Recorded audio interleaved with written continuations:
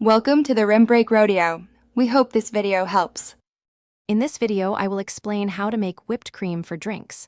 First, gather your ingredients. You'll need 1 cup of cold, heavy cream, which should have at least 36% milk fat for the best results. Also, have 2 tablespoons of powdered sugar ready, as it blends smoothly without a grainy texture.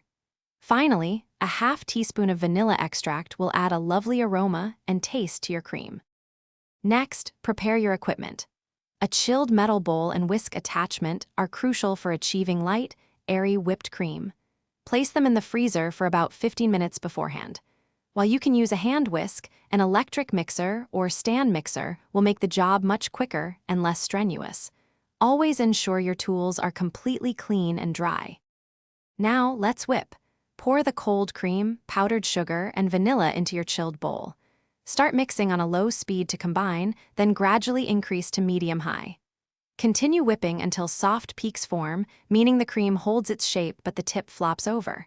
For drinks, aim for medium stiff peaks. Be careful not to overwhip, or it will become grainy.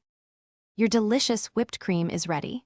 For extra flair, you can fold in 1 tablespoon of cocoa powder or a splash of your favorite liqueur, like Irish cream, after whipping. Serve it immediately on your hot or cold beverages for the best experience. If you have any leftovers, store them in an airtight container in the refrigerator for up to 2 days. Enjoy your perfectly topped drinks. Thanks for watching. Consider subscribing if we helped you.